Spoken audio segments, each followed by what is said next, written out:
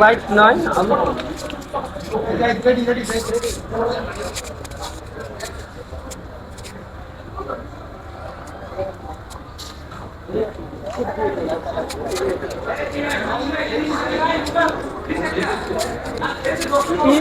এই দেন কিছু আমার কাছে দেন, আমি হেল্প করবো। কয়েকটা আমার কাছে দেন। পারবেন না হচ্ছে পড়বে না, শক্ত করে দেন, দুটা ধরে অভ্যেস। সামনে প্লিজ, সামনে একটু লাইটে আছে এবার সেই আমরা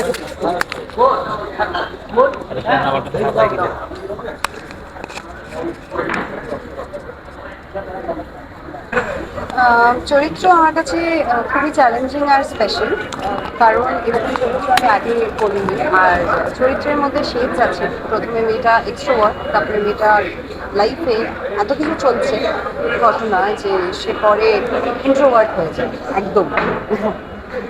সো এই শিফটটা খুবই ইন্টারেস্টিং আর খুবই স্পেশাল, তাই জন্য চ্যালেঞ্জিং ছিল।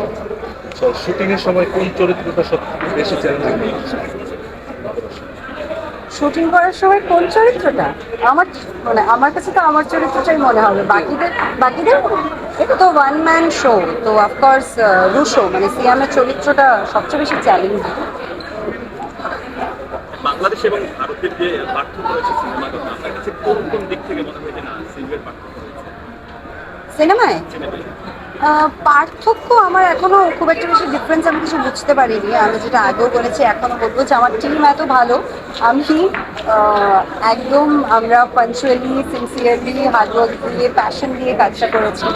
আর আমি আরও কাজ করতে চাই বাংলাদেশে।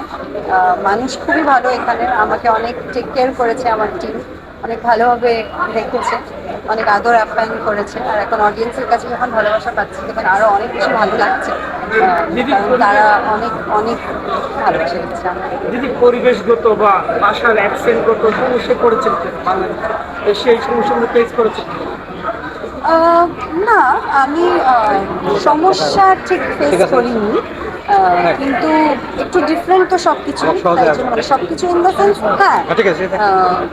মানুষের সাথে মিশতে, নতুন কারোর সাথে মিশলে, নতুন জায়গায় গেলে একটু তো সময় লাগে, আলাদা তো সবকিছু।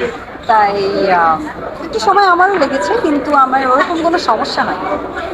আমরা দেখে দেখি বাংলা সিনেমা, বিশেষ করে কলকাতায় যারা দর্শক রয়েছেন, তারা এক ধরনের ক্রেজি উল্লাস প্রকাশ করে, বাংলাদেশ দর্শকদের অন্যরকম। সেক্ষেত্রে এই দুই পার্থক্য দেখতে পেয়েছি দর্শকদের।